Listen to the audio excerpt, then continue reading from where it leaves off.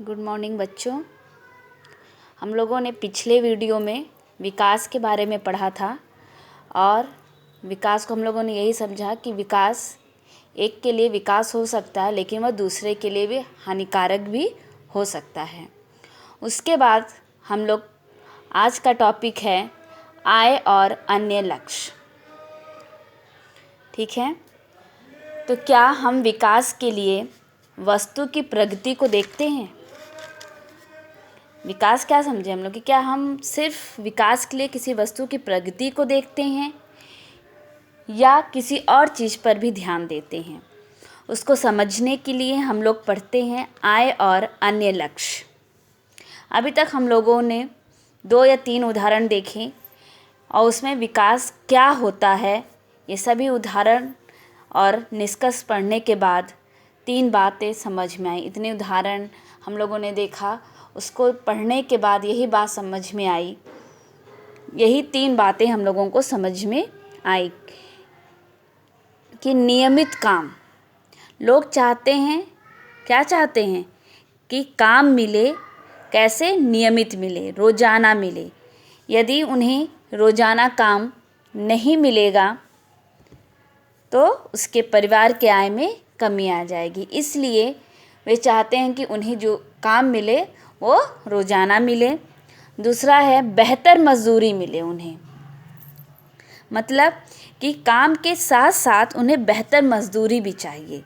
ठीक है, लेकिन यह नहीं कि 8 घंटे काम करे वो और उसे 100 रुपये दे दी जाए। ये तो सही नहीं है, ये तो गलत है।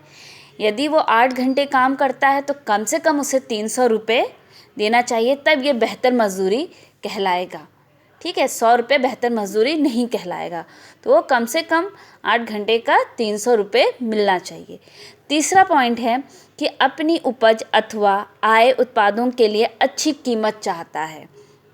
यदि कोई किसान है, वह अपनी उपज अथवा कोई उत्पादन करता या अपनी फैक्ट्री है तो वह अपना उत्पाद करता है, उसकी वह अच्छी कीमत चाहता है। यदि बाज़ार में किसी भी वस्तु की जो कीमत है उससे वह ज़्यादा ही चाहता है, जिससे उसकी आय में क्या हो? बढ़ोतरी हो, आय में बढ़ोतरी हो। तो निष्कर्ष यही निकलता है कि लोग इन तीनों चीज़ों को चाहते हैं। निष्कर्ष क्या निकलता है कि लोग जो हैं वो नियमित काम भी चाहते हैं, बेहतर मजदूरी भी चाहते हैं और जो भी उनकी अपनी उपज है या उत्पादन है उसकी अच्छी कीमत भी चाहते हैं। ठीक है, तो इन तीनों को पढ़ने के बाद हमारे मन में एक ही शब्द आता है कि लोग ज़्यादा से ज़्यादा आय चाहते हैं। कुछ भी हो, विकास का मुख्य लक्ष्य जो होता है वह आय होता है। ठीक है, लेकिन आप लोग एक बात याद जरूर रखिए कि केवल आय से लोग संतुष्ट नहीं होते। केवल आय से जो है लोग संतुष्ट नहीं होते, आय के अलावा और भी लक्ष्य उनके होते हैं। जैसे उन्होंने आय के अलावा क्या सोचा कि उन्हें जो भी काम मिले उसमें उनको बराबरी का व्यवहार किया जाए। ठीक है, जैसे कोई किसान है, वो 8 घंटे काम करता है तो वो एक किसान को आप 250 रुपये दिए और यदि एक और किसान वो भी 8 घंटे काम कर रहा है उसको आप 350 रुपये दे, तो वहाँ बराबरी का व्यवहार नहीं हुआ। दोनों को बराबरी से दिए, मतलब उसे भी आप 250 रुपये दीजिए तो इसे भी 250 रुपये दीजिए। फिर स्वतंत्रता चाहते हैं वो काम में। ठीक है, फिर तीसरा पॉइंट है सुरक्षा। वे अपने काम में सुरक्षा चाहते हैं, काम के प्रति सुरक्षा चाहते हैं। और चौथा पॉइंट है दूसरों से उन्हें आदर मिलने की इच्छा। ठीक है, और मतलब कि उन्हें दूसरों से आदर भी मिले।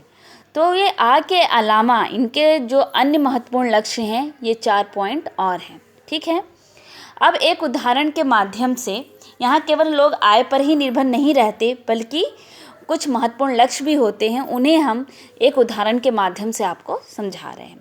अगर आपको कहीं दूर दराज के इलाके में नौकरी मिलती है और उसे स्वीकार करने से पहले आय के अतिरिक्त बहुत से कारकों पर विचार करेंगे आप। यदि कहीं भी दूर दराज में आपको नौकरी मिल जाती है तो आप सबसे पहले सिर्फ आय को नहीं देखेंगे, कुछ और भी महत्वपूर्ण लक्ष्य को देखेंगे। क्या क्या? कि आपके परिवार के लिए क्या सुविधाएं उपलब्ध होंगी? यदि आप अपने साथ अपना परिवार रखते हैं तो वहाँ क्या अन्य सुविधाएं हैं? दूसरा आप देखेंगे काम करने का वातावरण कैसा होगा। दूसरा पॉइंट आप क्या देखेंगे कि जो काम करने का वातावरण है वहाँ कैसा है, क्या वहाँ पे सीखने का अवसर मिलेगा। ये भी आप ध्यान देंगे कि यदि हम सिर्फ एक ही जगह पे ही काम करते रहें, उसमें और सीखने का मुझे मौका नहीं मिला तो हम आगे नहीं बढ़ सकते। तो आप एक ये भी आपका लक्ष्य रहता है कि हमें सीखने का अवसर मिलेगा।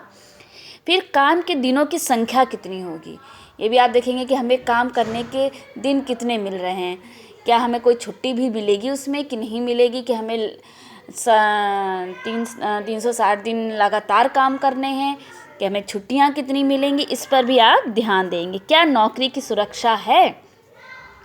फिर काम के घंटों का समय कितना होगा, आप ये भी ध्यान देंगे कि काम के घंटे हैं, मतलब कितने घंटे वो हमसे काम लेगा, पूरा दिन काम लेगा कि 6 घंटे काम लेगा कि 8 घंटे काम लेगा, इस पर भी आप ध्यान देंगे।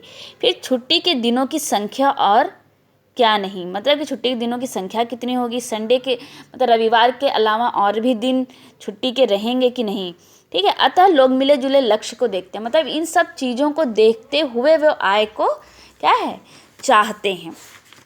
ठीक है, इसी तरह विकास के लिए लोग मिले जुले लक्ष्यों को देखते हैं कि लोगों के लक्ष्य केवल बेहतर आय के लिए ही नहीं होते, बल्कि जीवन में अन्य महत्वपूर्ण चीज़ों के बारे में भी होते हैं। ठीक है, यह भी सच है कि यदि महिलाएं वेतनभोगी कार्य करती हैं, यदि कुछ महिलाएं हैं, ठीक है, और वे वेतनभोगी हैं, मतलब वेतन के लिए काम करती हैं, तो घर और समाज में उनका आदर क्या होता है, बढ़ता है।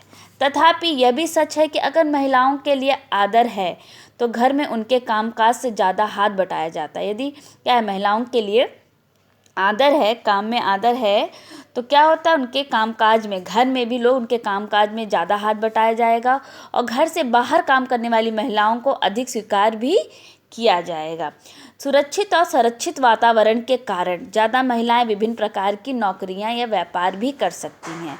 ठीक है, यदि माहौल जो वातावरण जो रहेगा, यदि वो सुरक्षित रहेगा और संरक्षित रहेगा तो उसमें ज़्यादा से ज़्यादा महिलाएं काम भी कर सकती हैं और व्यापार भी कर सकती हैं। इसलिए लोगों के विकास के लक्ष्य केवल बेहतर आय के लिए ही नहीं होते, बल्कि जीवन में अन्य महत्वपूर्ण चीज़ों के बारे में भी होते हैं। ठीक है, अब ये जो टॉपिक आपने आय और अन्य लक्ष्य पढ़ा, उसके बाद अब हमारा अगला टॉपिक अगले वीडियो में हम देखेंगे राष्ट्रीय विकास। ठीक है, आपने विकास पढ़ा, विकास के क्या वादा होता है, फिर लोगों जैसे अलग अलग लोग और अलग अलग विकास की धारणाएं लोगों में होती हैं, है ना। उसके बाद आय और लक्ष्य, मतलब सिर्फ आय के अलावा और भी महत्वपूर्ण लक्ष्य होते हैं लोगों के लिए, आय ही सिर्फ ज़रूरी नहीं होता। ठीक है, उससे भी आप उदाहरण के द्वारा समझें। अब अगला टॉपिक हम जो पढ़ेंगे वो राष्ट्रीय विकास पढ़ेंगे, राष्ट्र के विकास के बारे में पढ़ेंगे। Thank you.